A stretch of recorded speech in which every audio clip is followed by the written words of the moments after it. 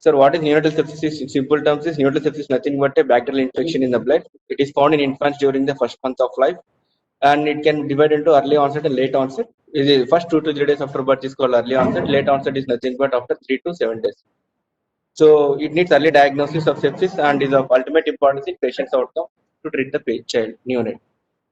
So it is the commonest cause of neonatal mortality. So 30 to 50% of neonatal deaths occurs in developing countries. Of these, 20% related to sepsis, and because of sepsis, 1% deaths are related to this.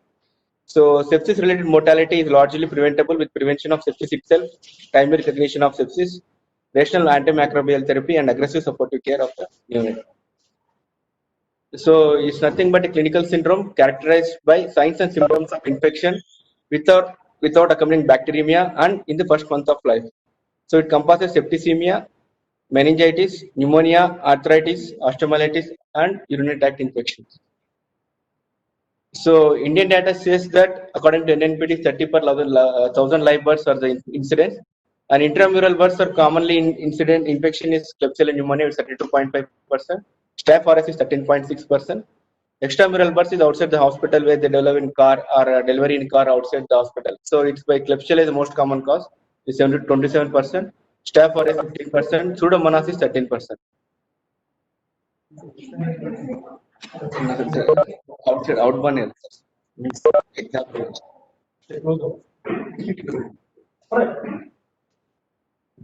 So the classification of neonatal sepsis depends on the day of the birth. So age at onset is birth to 7 days, usually less than 72 hours, 3 days.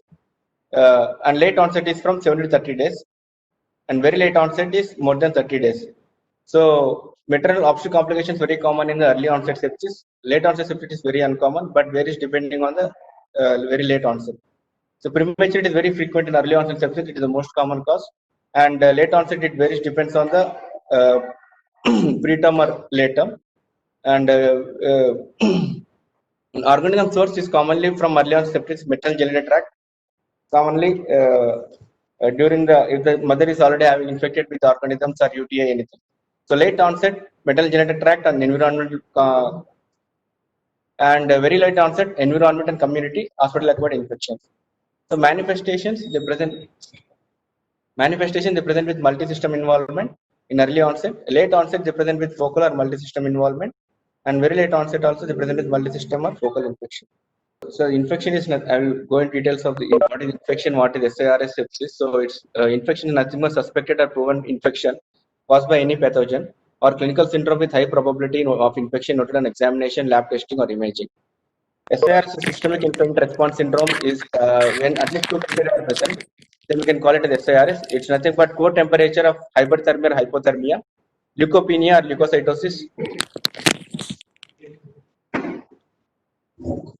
leukocytosis for age or more than 10% of imaging neutrophils, tachycardia more than standard deviation or unexplained persistent elevated heart rate over 0.5 to 4 hours, or bradycardia or unexplained persistent depressed heart rate over half an hour. So tachypnea more than 2 standard deviation for normal for age or need for mechanical ventilation. So sepsis is nothing but SIRS plus suspected or proven infection.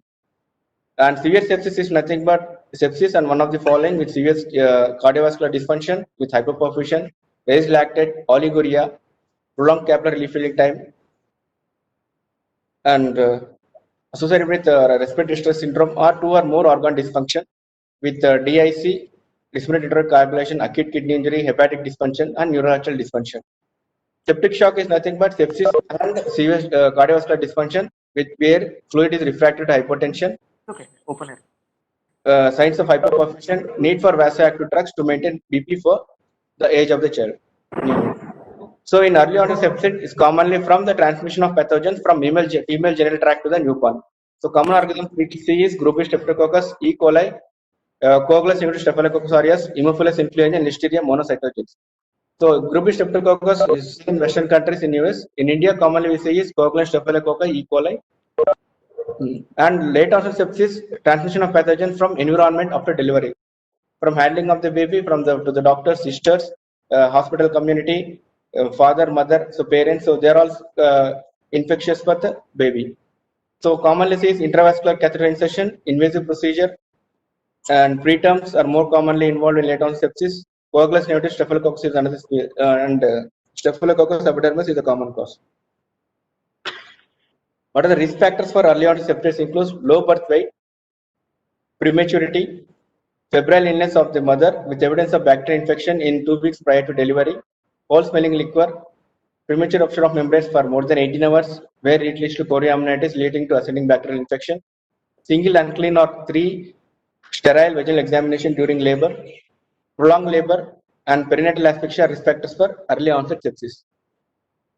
So, as I mentioned, 2 weeks prior to UTI, maternal hospitalization more than 1 week, where there is a chance of infection to the mother, and maternal GBS colonization, that is group-based streptococcus colonization, that has been adequately treated. So, risk factors for late onset sepsis includes low birth weight, prematurity, admission in neonatal intensive care unit, mechanical ventilation, invasive procedures, central lines, and parenteral fluids, TPN, and use of stock solutions causes late onset sepsis because of insertion of the what is the pathophysiology commonly in neonatal sepsis occurs is because they have immature immune system of the neonates, where and polymorph and nuclear neutrophils, macrophages, T lymphocytes are not completely developed. A limited number of immunoglobulins at birth are present. Maternal fetal immunoglobulin transfer occurs late in the gestation and putting premature neonates at greater risk. Commonly, fetal transmission to placental transfusion, immunoglobulins only IgG is transfused. Rest of the immunoglobulins are not transfused. That is not transferred. So, any infection in the neonate showing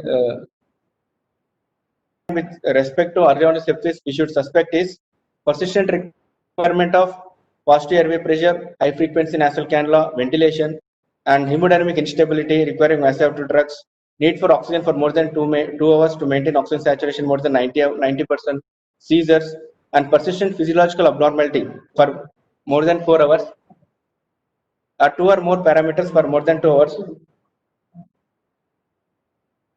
like tachycardia, tachypnea, temperature instability with hypothermia or hyperthermia, respiratory distress, not requiring supplemental oxygen, or these are required, and lethargy not explained by metabolic causes or hypoxemic ischemic encephalopathy, persistent metabolic acidosis, at least 2 abnormal gases should be present to confirm it as symptomatic, this one, and hypoglycemia not explained by IDM or infantile growth retardation. So, what are the common clinical features we see in neonatal sepsis? Symptoms and signs. Symptoms they present with, we can say, is fever, lethargy, difficulty in breathing, fast breathing, respiratory distress, retractions, grunting, cyanosis, and vomiting, diarrhea, convulsions, umbilical discharge, and pustules. These are symptoms commonly we see with the neonatal sepsis. So, what are the signs commonly we see in system-wise we see is general is hypothermia or hyperthermia, abnormal skin color, pallor, jaundice, and cardiovascular disease, tachycardia or bradycardia will present, shock, hypotension, delayed capillary refill time less than more than 3 seconds, oliguria less than 0.5 ml per kg per hour, metabolic acidosis, and respiratory they present with apnea or tachypnea, severe chest indrawing, respiratory distress, cyanosis or desaturations, grunting, increased ventilator requirements during the process. And GI system we see is gastrointestinal system we see is abdominal distension, increased aspirates, and bleeding per rectum because of necrotizing enterocolitis. And neurological symptoms commonly we see lethargy or hypotonia, stupor, coma, reduced activity, and seizures. And late signs of sclerema, it's nothing but thickening of the subcutaneous tissue because of deposition of the triglycerides, and shock, disseminated intravascular coagulation, pulmonary hemorrhage, and collapse. The treatment is supportive therapy and antibiotic therapy, commonly for neonatal sepsis. Supportive therapy caretakers meet between the life and death of early in septicemia. So, and investigations while treating the neonate. So, supportive care commonly we see when the child neonate comes to the NICU or to the. So, we should provide warmth, ensure considerable normal temperature, start IV line immediately. Fluid bolus is given 10 ml per kg. If perfusion is still less than more than 3 seconds, repeat the same dose. And if perfusion continues to push, start an inotropes. And infuse glucose 2 ml per kg stat. Vitamin K should be given. Start oxygen by oxygen by hood or mask if sinus or guntering. And mechanical ventilation should be standby. So, and provide gentle physical stimulation if apnea, so that the child. So, and provide back and mask ventilation with oxygen if breathing is inadequate. And we need to ventilate if the child is in severe apnea or going in for desaturation. Avoid enteral feed if hemodynamically compromised and give maintenance fluids to treat the neonate. Consider use of dopamine if perfusion is persistently poor, that is inotropes to start, because it maintains the renal output, maintains the cardiac output, so it improves the overall hemodynamic stability. Consider exchange transfusion if there is scleroderma and late signs are present, they come late, so we can start an exchange transfusion. Along with if the scleroderma hyperbilirubinemia is more, we can start an exchange transfusion. So in early onset sepsis, I want to go in methodological way. So you can say early onset sepsis, every newborn it is at risk for sepsis should be evaluated. I have mentioned all the risk factors. So babies, if symptomatic with risk factors, collect blood culture and start an antibiotic. This is a common dictum. And if it is asymptomatic with risk factors, collect blood culture at birth, monitor the baby with all the vitals and perform septic screen at 62 hours. I'll mention about what is septic screen in next slide. So septic screen is positive means start an antibiotic immediately. If it is negative, so we have the first line antibiotic drug. For septic screen, positive means we should start on first line antibiotic drug. If it is negative, monitor the baby, repeat septic screen after 24 hours. If the neonate is asymptomatic without risk factors and chest X-ray suggestive of pneumonia or no alternate reason for symptoms of sepsis, start on antibiotics after obtaining blood culture. The first line antibiotic is amikacin with, normally we start with ofloxacin amikacin first line drug. In case of culture positivity, we can start ampicillin if it is group B streptococcus. Ampicillin is amikacin is another drug started if there is positive GBS. So late onset sepsis, when the neonate is symptomatic for more than 72 hours, we have to evaluate for late onset sepsis. You can categorize it as high probability of sepsis and low probability of sepsis. So low probability, I'll go with perform septic screen. You should know that the parameters will be very low. If the screen is negative, start an antibiotic is not started and neonate monitored clinically.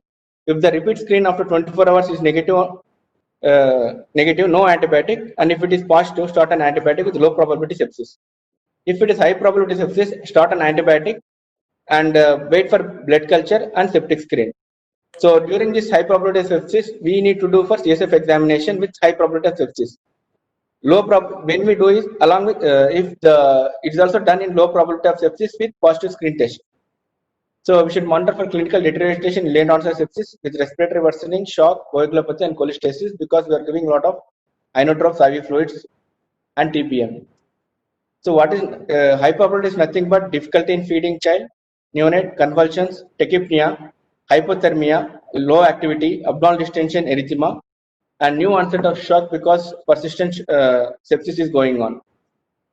And if low probability sepsis includes well looking and none of the high probability symptoms are present, so low probability sepsis is suspected in late onset sepsis.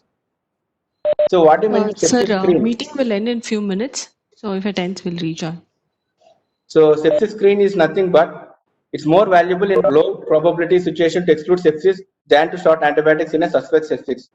So if any one parameter is abnormal, it should be considered a positive screen and neonate should be started on antibiotics. So normally these are the parameters we see in sepsis screens: total leukocyte count less than 5,000 per cubic meter, absolute neutrophil count according to the Monro chart and Moginso chart for Mogin chart, and immature but total neutrophil count more than 0.2, because immature neutrophils are pumped into circulation because of in sepsis from the bone. So micro ESR, it is more than 3 plus age in days in the first week of life or more than 10 mm in first hour is considered as a septic screen positive. And C-reactive protein is more than 1 milligram per deciliter is considered as septic screen positive. So high versus low probability sepsis, you can in late onset sepsis, we have to go for lumbar puncture and urine culture. In all definite or probable late onset sepsis, we should do lumbar puncture and urine culture. So lumbar puncture, what it says is lumbar puncture is said to be positive only if it meets only any one of the criteria. So it contains 20 cells and 60% polymorpho neutrophils or 25 cells. So then it considers positive if it is more than this. Glucose hypoglycemia, if glucose is less than 20 or blood to glucose ratio is less than 6 is considered as positive. If protein, CSF protein is more than 150 in term and more than 180 in preterm is considered as positive. And if stains positive or gram positive, immediately you can start an antibiotic for meningitis. In case of CSF culture, positive repeat LP should be done after 72 hours of sensitive antibiotics. The duration of treatment for gram-negative meningitis is 21 days and gram-positive is 14 days from sterile CSF culture. The duration of treatment of culture-negative meningitis is for 14 days. So you should always watch out for ventriculitis, brain abscess, subdural effusion in culture-positive meningitis and decide on antibiotic duration accordingly. So another investigation is UTI, urinary tract infection. So if it is more than 10, WBC in 10 ml centrifuge sample, it is positive. If it is more than 10/4 in urine obtained by catheterization, then it is considered as positive. Any organism of urine array obtained by suprapubic aspiration, we can consider it as UTI infection.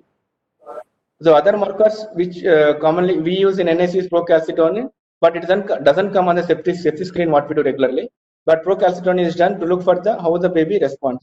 If it is less than 0.5, systemic infection not likely. If it is 0.5 to less than 2, moderate systemic inflammatory response, sepsis likely. And if it is more than 2 and less than 10, most likely due to infection, high risk of developing organ dysfunction. If it is more than 10, important systemic inflammatory response almost exclusively due to severe bacterial sepsis or septic shock. Other parameters are haptoglobulin, fibrinogen, inflammatory cytokines are IL-6, interleukin-6, interleukin-8, tumor necrosis factor. These are now in our hospital we are doing interleukin-6 started actually. They need to confirm it with the laboratory technician. They are saying we can do it. And TNF is another important one. Other parameters is haptoglobulin, fibrinogen, inflammatory cytokines like interleukin-6, interleukin-8, tumor necrosis factor, and cell surface markers are used for neonatal sepsis, recent advances. So the flow chart shows suspected early onset sepsis include 2 antenatal risk factors or features of sepsis. We should go for sepsis screening, blood culture, lumbar puncture, and chest X-ray. And if sepsis screen is positive, start antibiotics. If suspected, if another parameter is false smelling liquor or more than 3 antenatal checkups suspecting of sepsis, do blood culture and lumbar puncture. If it turns out to be positive, start on antibiotics.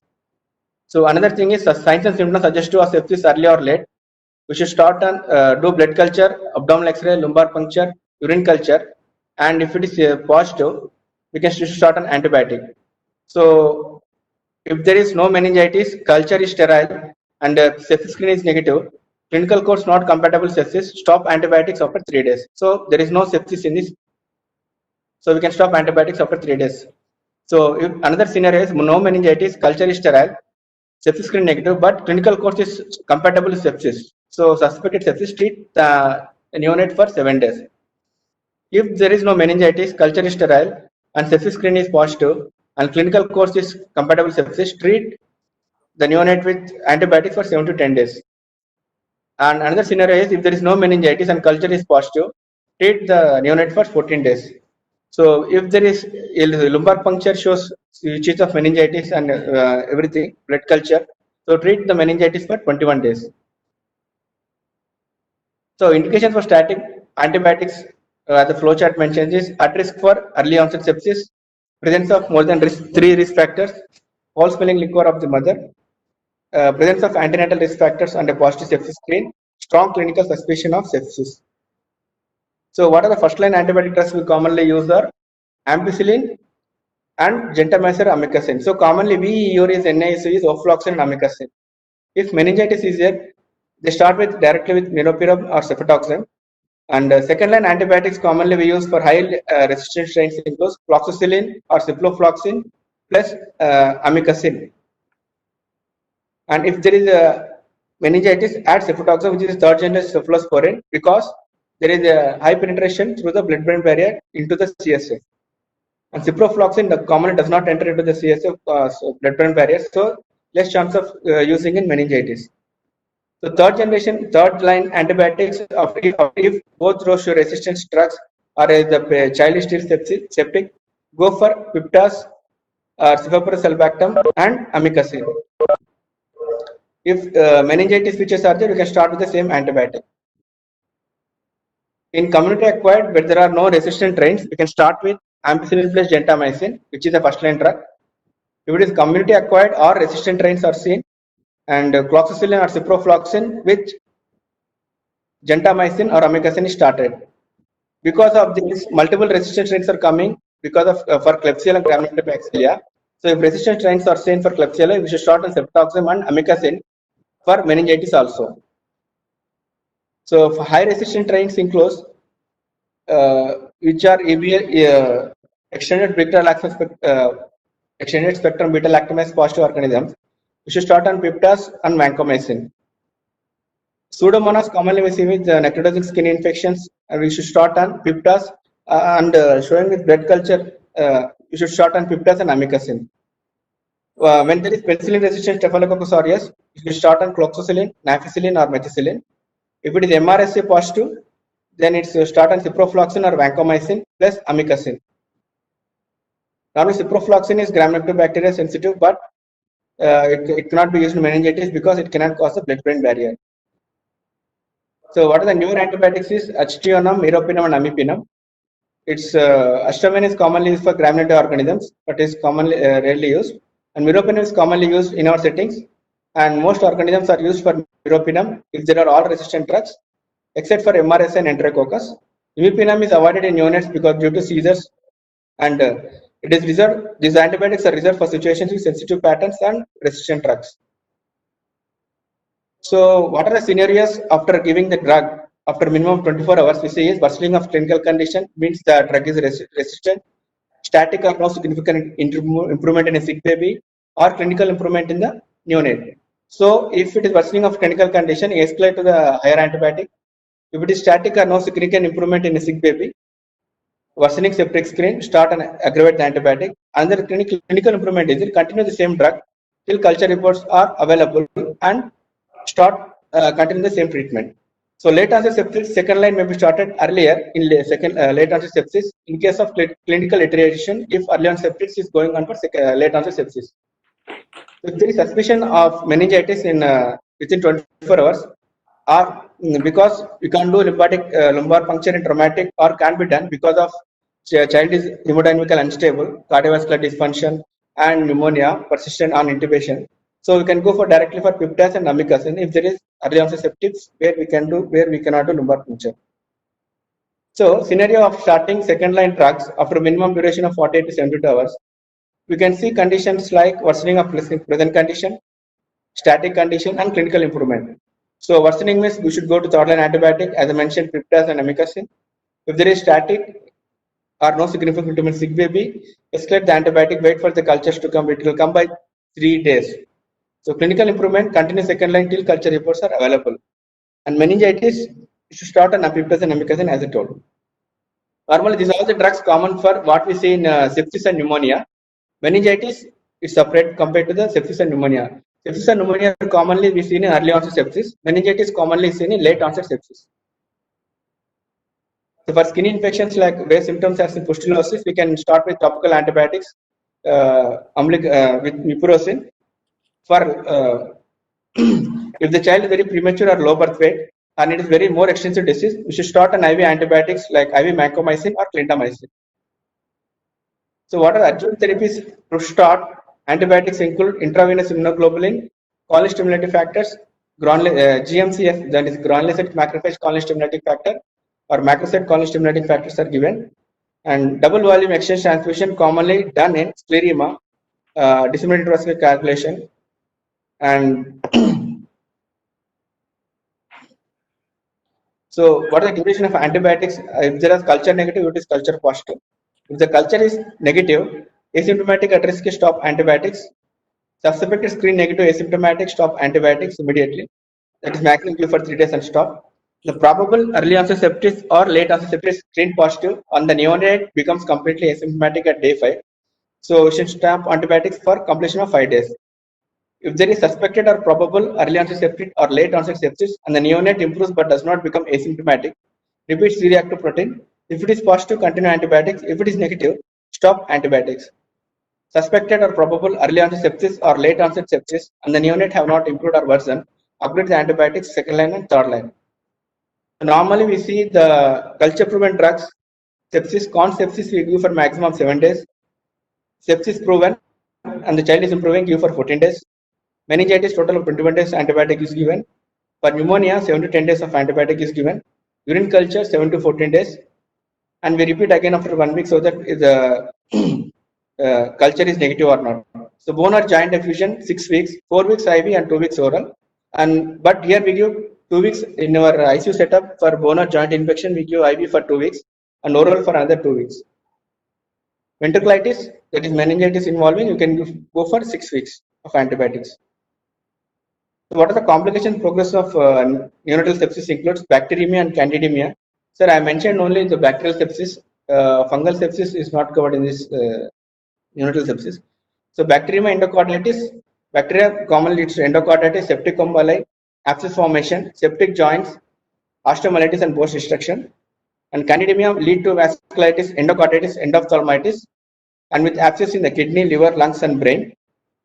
It may lead to septic shock, DIC, organ failure, and death.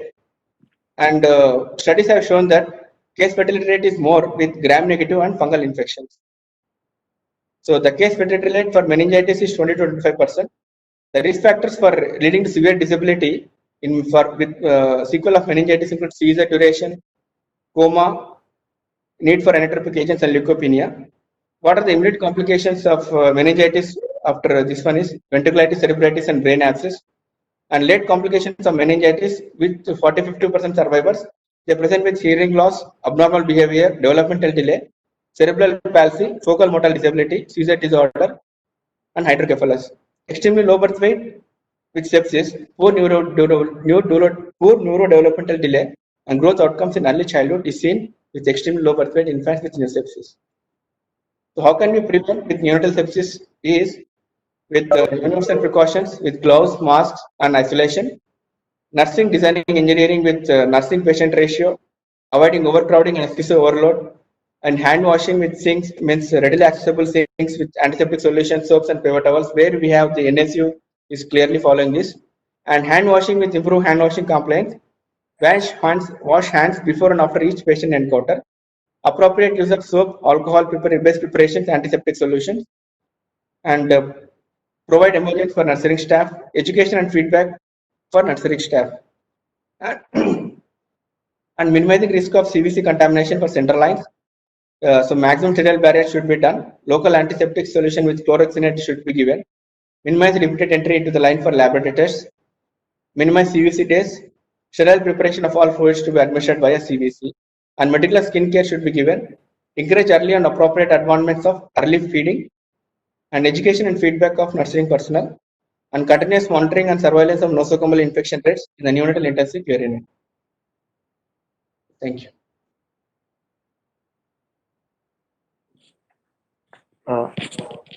Dheeraj, is it audible? Yes, sir. Yeah, in your presentation, can you go back to your slide which is showing the organism profile of sepsis uh, in the starting few slides?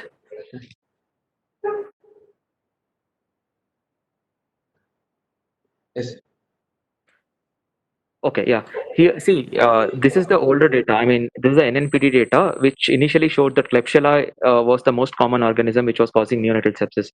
But if you see the recent data from the Dennis study and other hospital-based data, especially from North India, I mean, there are very few literature from the South Indian data. But from the North Indian data, the most common organism which is currently is Acinetobacter. Acinetobacter is the most common implicated organism among the gram-negative, followed by Klebsiella, Pseudomonas, and E. coli. Among the gram-positives, it is still Staph, Cons, and Enterococcus. So Acinetobacter is emerging as a big king in the neonatal sepsis. So, and most of these organisms are resistant to all the, the higher antibiotics, and most of them are sensitive only to colistin. So this thing we have to keep in mind. So the organism profile has totally changed. Okay, next slide. Can you show next slide? Okay, next. Yeah, here I wanted to tell you about the site which you mentioned earlier. The site of in early onset sepsis. Go back. Back. Yeah, this slide. See, in the site of organism which I mentioned, early onset, it is not nursery NICU, but most important thing is it is the labor room. Labor room with poor delivery practices are one of the important cause of early onset sepsis. Poor practices in the labor room, and if the cord is not cut properly, if the especially during the delivery. So that is one of the important cause of early onset sepsis. I mean, when we evaluate for early onset sepsis in any institution, the flora in the labor room is also important. Okay, next slide, can you show? Next. Yeah, in early onset sepsis, here in group B streptococcus in our country, it is not that common. It is mainly, even in early onset sepsis, again, it is Klebsiella and Pseudomonas. According to Dennis study, again, it is Acinetobacter. So we are not seeing quite number of group B streptococcus in our hospital, in our country, not only in our hospital, but also in our country. Next.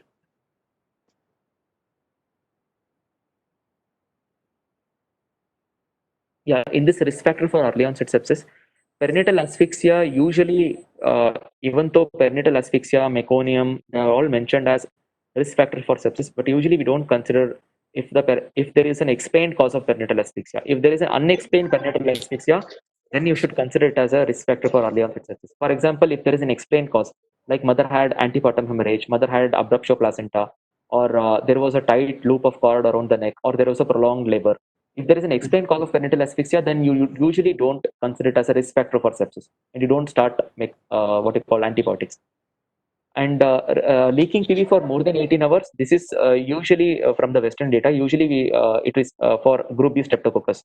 Otherwise, leaking PV for more than 24 hours is usually taken as a risk factor.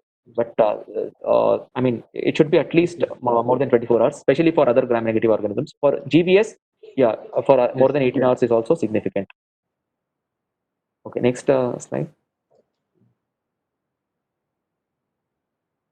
Okay, these risk factors of late onset. Okay, next.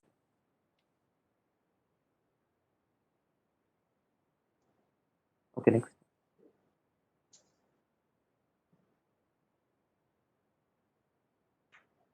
Yeah, definition of symptomatic infant. What does it mean? What do you mean by this? Means, sir, we're considering with symptomatic infant. When these parameters are present, we can. Requirement of CPAP, HFNC, and ventilation outside the delivery room. It is commonly we give CPAP and high flow for any preterm baby, right? Yes, sir. It is any preterm baby we put them on because I mean if the diagnosis is RDS, we definitely put them on CPAP or HFNC. So what do I mean? How does it? I mean for sepsis, how to define it for symptomatic sepsis? I mean how to differentiate from an RDS?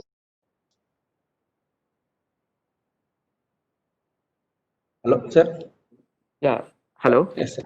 Ah, sir. No. What I'm asking is if you Yes, sir. put the baby on CPAP or high flow, Yes, sir. how to differentiate it from respiratory distress syndrome or due to prematurity itself?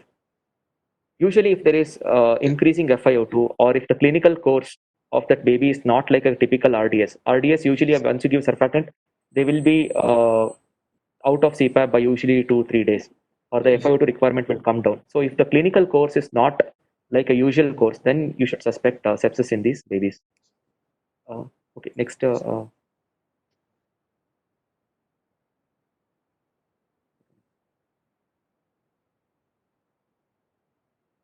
Supportive care, that slide can go. Supportive care. Yes. Yeah. See, supportive care, what you're told is absolutely right. Supportive care makes the difference between life and death of the baby. The most important thing in neonatal sepsis is early recognition and early treatment. Most of the times, this does not happen. Even in ICUs, also, this does not happen. This can only be prevented by doing proper monitoring of the babies, whoever is in ICU. You have mentioned supportive care. In that, most important thing which you have mentioned is normal saline bolus of 10 ml per kg over 20 to 30 minutes. That is right. But one caution which we have to take is in preterm babies. Preterm babies usually you don't give too many boluses. Maximum 1 or 2 boluses is recommended. Apart from, I mean, if you give more boluses, then the chances of mortality and pulmonary hemorrhage, opening up of PDA, intraventricular hemorrhage is more. So that is why in a preterm baby, especially if the baby is less than 1.5 kg, we usually Yes. don't give too many boluses until unless the baby has absolute evidence or signs of hypovolemia. Like if there is a history of placenta previa or antepartum hemorrhage, and if the baby is clinically pale, then only we go ahead and give boluses. Yes. Otherwise, there is no absolute indication of giving, I mean, too many normal saline boluses. In fact, more fluid has been implicated as one of the important cause of mortality. if you read the Cochrane review of from excessive fluid administration in preterm babies, it has been shown that it increases the mortality. So you have to be very cautious when you give bolus. An ideal way is to see the IVC size and decide on the next bolus, especially if you have that facility.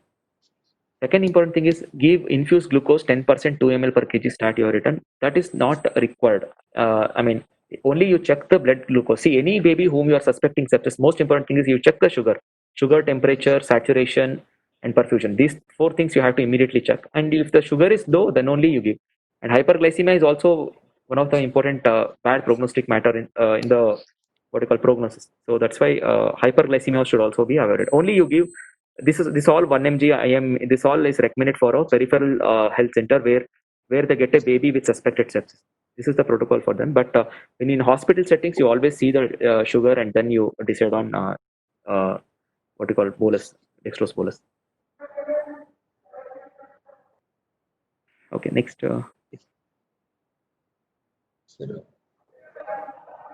Okay, next slide.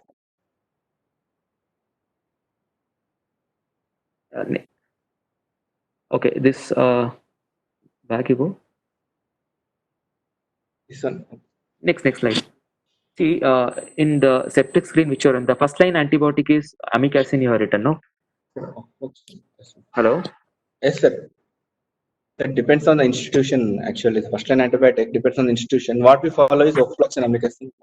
Yeah, first line antibiotics you choose based on the flora, means the organism profile in your own institution.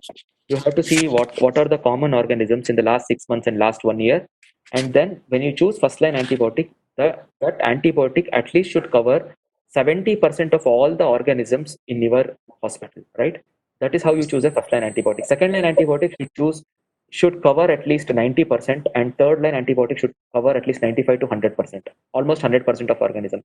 This is how you choose a first line, second line, and third line antibiotic for your own unit. This usually implies to an intramural unit or inborn unit, but outborn unit also you can see the organism profile from where you are getting, and you can make a broad guidelines on your antibiogram.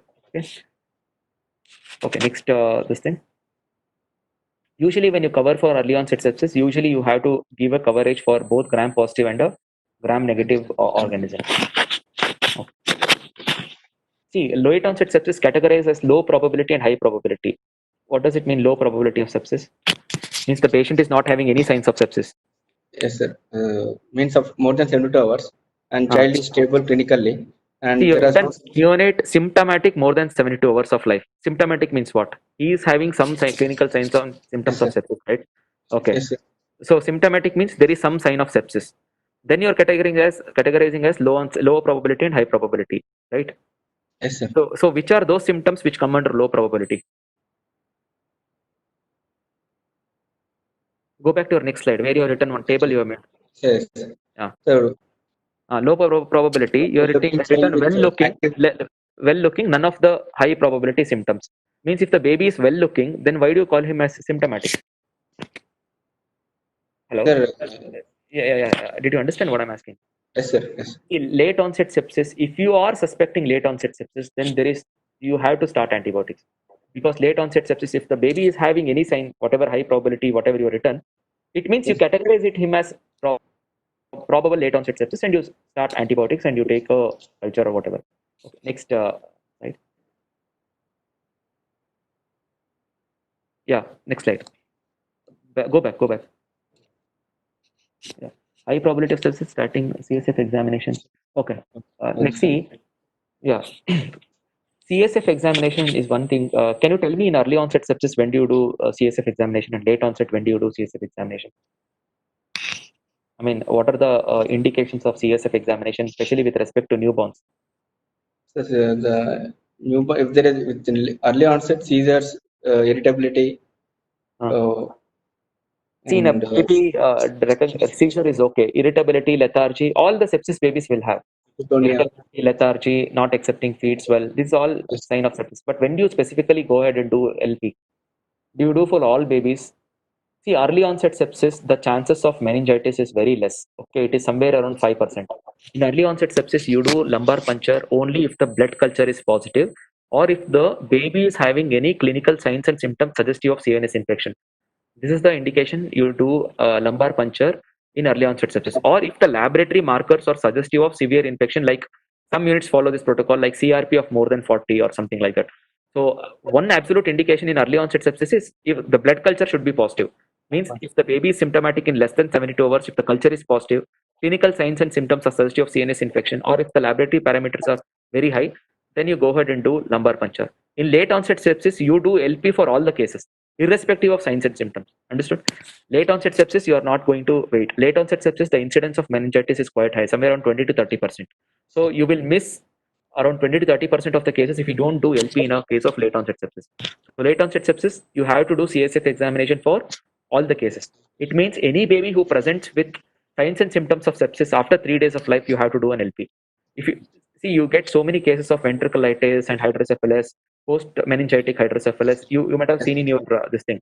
All of these babies, most of them have, most of the cases are those cases where LP is missed, where they have treated with antibiotics for suspected infection, where the bacteremia is cleared in the blood, but still it is persisting in the CNS. So these are the babies who come to us with ventriculitis. They usually don't present immediately, but they usually, the initial, once the initial septicemia is resolved, they usually will be shifted to a step down ward, and after some time the parents recognize increasing head size and they come with hydrocephalus.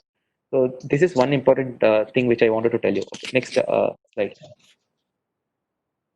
Next, yeah, sepsis screen. See, it is like any other screening parameters. In any other screening, any screen you take in any diagnostic modality, it should have a very high sensitivity.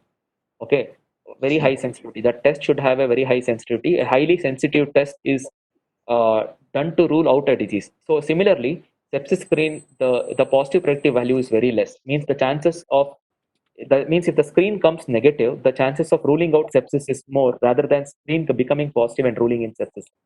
So these are the 5 parameters which you have to consider in our sepsis screen. Among these, 2 of the parameters should be positive when you call it as a positive sepsis screen. Absolute neutrophil count, you have written abnormal counts as per the Monro's chart and Mosino's chart. The second point, it Yes, may sir. not be available. The chart, if it is available, well and fine. Means actually these charts gives the 5th centile and 95th centile for neutrophil count in very low birth weight babies. If the neutrophil count is below the 5th centile, then you consider it as neutropenia. Okay. Another simple way is just to take an absolute count of less than 1500 or less than 1800. Some books mention less than 1800 or less than 1500. So here you have mentioned, mentioned TLC less than 5000. In the similar way, absolute neutrophil count less than 1500, you take it as a positive ANC. And micro SR, most of us are actually not doing. Micro SR usually we don't do. I mean, we used to do it as when we were residents, but micro SR more than 15 millimeter. You have written age, screen days, and all. Any value more than 15 millimeter, if it is following in 1 hour, then you take it as positive. This thing, CRP more than 10, okay, or more than 1 milligram per deciliter. Okay, okay, that you can. Okay, next slide. So leukopenia, message is that leukopenia and neutropenia is more common in a newborn rather than leukocytosis and uh, hello, Yes, sir. neutrophilia. Understood? Yes, No? sir. So leukocytosis is not that common, especially in a preterm baby. Yes, Because sir. of bone marrow depression, they will have less absolute neutrophil count and less leukocyte count. Yes, So sir. that thing you have to keep in mind. Yes. Next slide. Yeah, Okay. lumbar puncture is okay. Next this thing. UTI is urinary Okay, infection. okay, okay, okay, okay. This risk factors. Okay, okay. Next, next, Sir. Other markers. next, next, next, next, next. Okay. Yeah, here you have written suspected sepsis, 2 antinatal risk factors, and finally sepsis screen positive, right? In the Yes, sir. suspected EOS, sepsis screen positive, then you have written start antibiotics.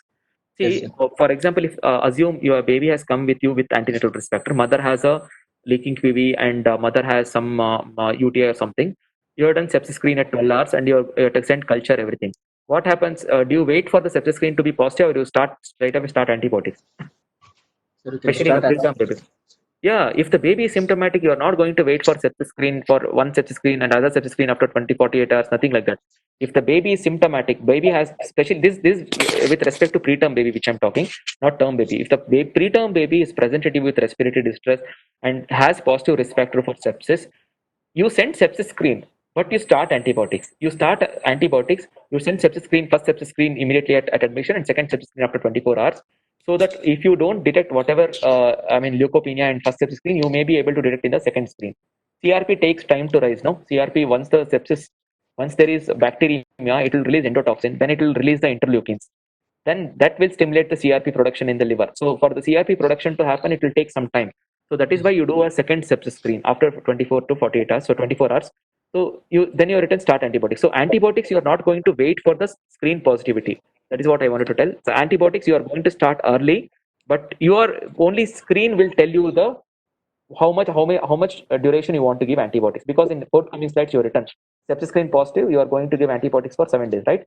So screen positivity will help you in determining the severity and also the duration of antibiotics, but it is you're not going to wait for the screen positivity for starting sepsis. And another arrow is there, foul smelling liquor. See, foul smelling liquor, you have to start antibiotics. It is like baby is born through a gutter. Understand? Mother is having chorioamnitis with foul smelling liquor means you have to start antibiotics. There is no, you have to take culture and then you have to start antibiotics. See, starting once you have to start early, but at the same time you have to see the culture and clinical course of the baby. If the two screens are negative, if the clinical course is not suggestive of infection, and if the sepsis screen is negative, then definitely you have to stop antibiotics at 2 days, 48 hours, right? Stop Yes, sir. antibiotics at 3 days, you return. No, usually we stop at 48 hours. If the 48-hour culture is sterile, clinical course is not suggestive of infection, and if the screen is negative, you have to stop antibiotics, especially in a preterm baby, because antibiotic every day increase in antibiotic usage is going to increase the risk of your necrotizing enterocolitis. The odds of NEC is going to increase by 3 to 5 times for every day increase in the antibiotics. It is going to destroy your flora, whatever the baby Nice. has acquired from the mother, that it is going to kill. So then whatever the good bacteria the baby has acquired, that is going to kill. So the odds of NEC will increase if you give the antibiotics for a longer duration. So if the clinical course is not suggestive of infection, you stop at 2 days if the cultures are sterile and the screen is negative. Next slide. Okay, this okay, Yes. okay. Next. First line, third, second line, and all, you know how to this thing. No? Yes. Okay, next. Okay, this you see, once you start an antibiotics, the most important investigation in neonatal sepsis is culture, culture, culture. You, Yes, sir. yeah, blood culture. Blood culture should be taken with the appropriate volume. In newborns, usually 1 ml. Usually what we take 0.5 ml, 0.2 ml. If a ELBW baby is there, you take less volume. That should not be done. At least 1 ml of blood culture should be taken in a culture bottle and should be taken under sterile aseptic precautions. The less the volume you take, the chances of isolation also will be less. Among all these investigations which you told, it is the blood culture. If blood culture is positive, then definitely you have to, that is the sure shot investigation of neonatal sepsis. So culture appropriate volume should always be taken before starting any antibiotics. And before hiking the antibiotics, for example, you're hiking the baby from first line to second line, then you have to again take a blood culture. So before starting and before hiking the antibiotics, or if the clinical deterioration is there where you are not sure what the clinical course is happening, then you can take a blood culture. All these pseudomonas, high resistant organisms, the subsequent antibiotic therapy is based on the culture. Culture. Okay, next.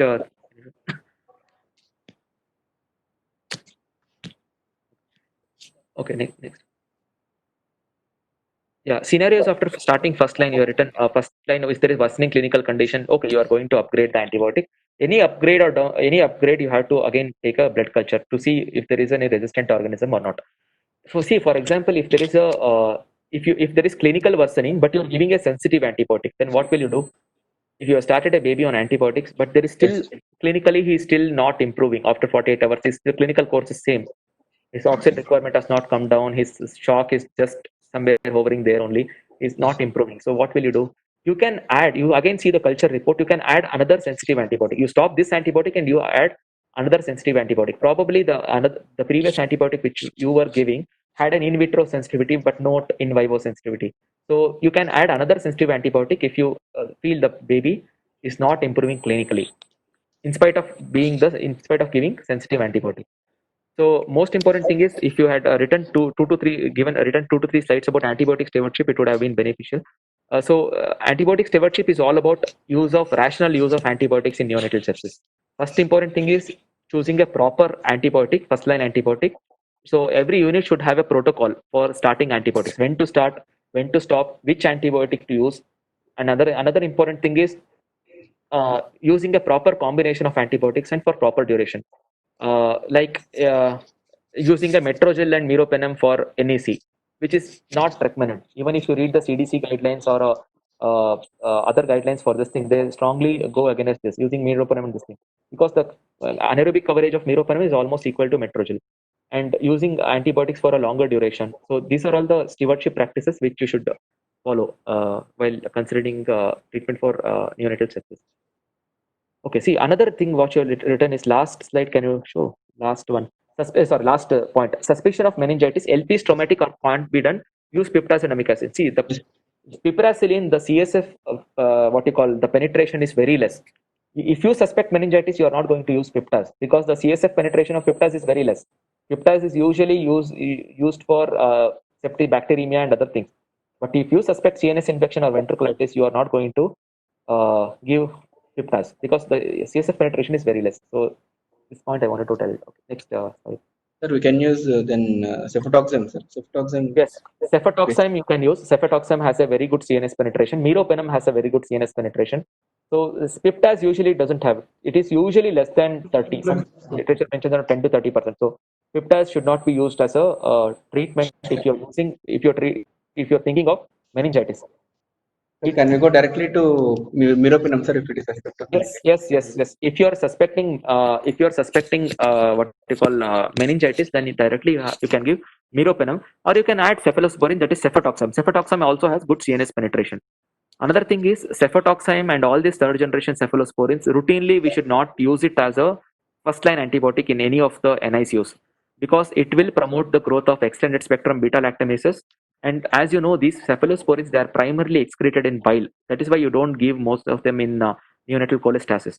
So when the biliary concentration of these drugs will be very high, again they are going to destroy all the flora in the gut. Whatever the newborn has acquired from the mother, it is going to destroy. Make this baby prone for NEC and also for the fungal sepsis. So that is why third generation cephalosporin should not be used as a routine first line or second line antibiotic. But on case to case basis, you can definitely use it for treatment of meningitis or an outborn baby when it comes to you. You can use. Earlier I told, right, when you choose first line antibiotic, second line antibiotic based on the organism profile. So cephalosporins usually should not be used, especially ceftriaxone. Ceftriaxone should not be used in neonates. This message I wanted to give. Ceftriaxone should not be used in neonates. Absolutely contraindicated because of the chances of bilirubin encephalopathy is very high when you use ceftriaxone. It displaces the bilirubin from the albumin, and the amount of free bilirubin, whatever is there, it will rise exponentially. And the free bilirubin is the one which is the main culprit in the bilirubin-induced neurological dysfunction. And also the chances of reaction when ceftriaxone is given with calcium is very high. So that is why US FDA clearly disapproves use of ceftriaxone less than 3 months of age. If you want to use antibiotics for neonatal infection, cefotoxime, if cephalosporin, if you want to use, cefotoxime should be a better drug rather than ceftriaxone. So don't use ceftriaxone for treatment of infection. Hello? Yeah. Okay. Pratik, Yes, sir. just to add to what you said about the CNS penetration of antibiotics, Yes, sir. even aminoglycosides are said not to be crossing the blood-brain barrier unless it's inflamed. Inflamed. Yeah, piptaz also is the same thing, sir. Piptaz crosses Okay. inflamed meningitis. Piptaz Okay. also crosses inflamed meningitis. The same thing. Piptaz, once the inflammation reduces, the chances of CNS penetration will be very less. Okay.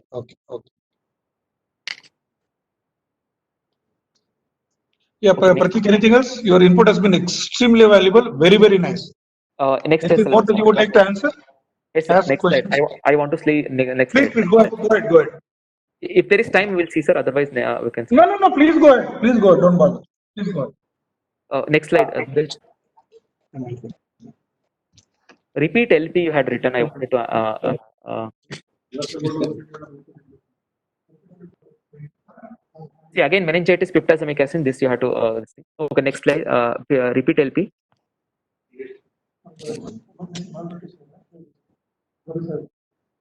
Sir, 1 second. Okay, it's just I wanted to add about repeat LP, which was mentioned in one of the slides. See, repeat LP is usually we don't do repeat lumbar puncture in meningitis. It means if you diagnose it as meningitis, usually repeat LP is not done. Routinely, we don't do routine LPs. Only if there is no clinical improvement. If there is no clinical improvement, or if there is a clinical deterioration, or if you are suspecting some resistant gram-negative organism, then only you do a repeat LP. Otherwise, repeat lumbar puncture for all the cases it is not required. You treat meningitis and after 21 days to rule out whether any features of ventricular dilatation is there or not, and then you can discharge the baby. Otherwise, routine LP is not recommended. Then can you go for next few slides? Okay, next. Yeah, adjuvant therapy. See, IVIG definitely it is not going to be useful for neonatal sepsis. IVIG is absolutely it's of no use. IVIG is not going to help, so IVIG should not be used for treatment of neonatal sepsis. It has no role in neonatal sepsis. Colony forming factors which are written is GM-CSF. GM-CSF also, there are few studies where in ELBW babies who have severe neutropenia, it has been used to improve the neutrophil count and to prevent the fungal infections in these babies. But again, this is not a standard treatment, and colony stimulating factors like GM-CSF is not to be used in a routine treatment of neonatal sepsis. IVIG, definite answer is no. Double volume exchange transfusion is being practiced in some units across the India. Westerners usually don't practice it, especially in the North Indian units where they do, and also in some units in the PJ Chandigarh and Jipmer and AIMS, they practice this thing, double volume exchange transfusion, especially if the patient has scleroderma, sepsis with scleroderma, they do double volume exchange transfusion. But if you see the evidence, it is only the improvement in the laboratory parameters. There is no improvement in the clinical outcome or the mortality, whether you do exchange or you don't do exchange. So if you it all again depends on your unit protocol and unit policy to decide on whether you want to do exchange or not. Here, one important thing in the exchange is you have to do it early. You have to do it early, and you have to do when the baby is hemodynamically stable.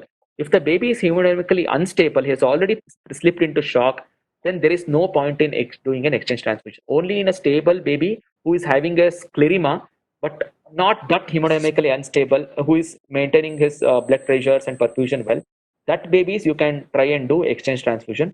But that is again a unit protocol to decide. But if the baby is hemodynamically unstable, the answer is definitely no. You should not do exchange transfusion. Okay, next slide. Okay, yeah, sepsis screen positive. See, cons sepsis usually we give for 10 to 14 days, 5 to 10 days. If it's a culture prone cons, then you have to do your written culture proven. No, culture prone cons you have to give for 10 to 14 days.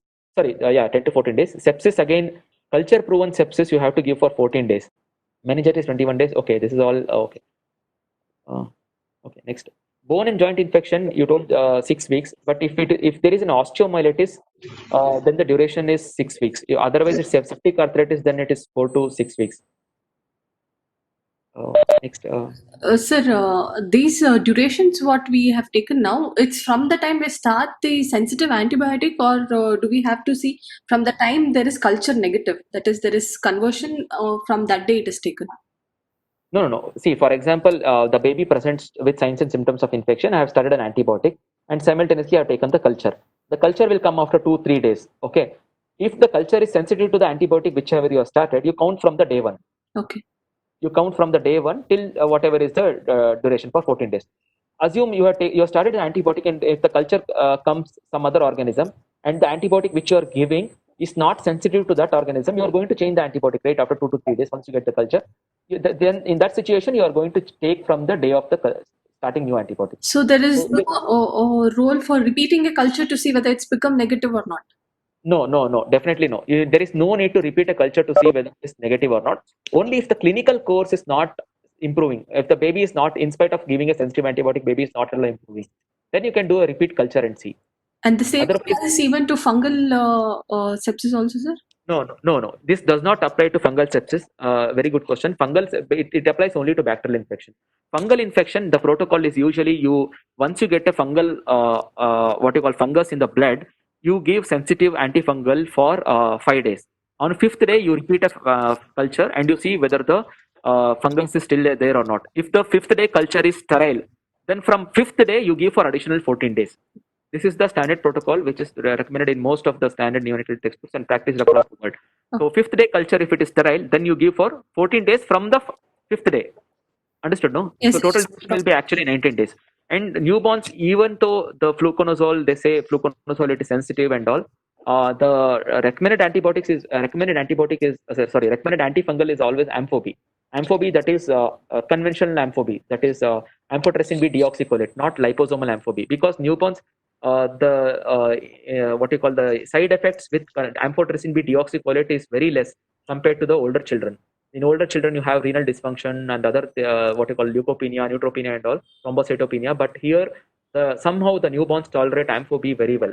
So if you are suspecting fungal infection, then amphotericin B deoxycholate should be the drug of choice, not fluconazole. Because what happens is fluconazole, most of the units you're using it as a prophylaxis in extremely low birth weight babies to prevent fungal infection as a prophylactic this thing. You can't give same antifungal for prophylaxis and treatment in the same unit. So if you are using fluconazole as a prophylaxis in your unit, especially for extremely low birth weight babies where you have lines and all those things to prevent infection, you should not use fluconazole for treatment of other baby who is having a second fungal infection. So for prophylaxis purpose, you can use fluconazole. For treatment purpose, you can use ampho-B, and ampho-B has better fungal clearance and better penetration to the tissues compared to the fluconazole.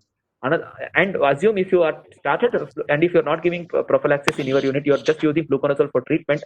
But if you get a fungus in the kidney, in the urine, then again fluconazole should not be used. It is again ampho-B, because the ampho-B deoxycholate, not liposomal, ampho-B deoxycholate has a better renal excretion compared to other drugs. So this is what I wanted. Oh, sure. Thank you, sir.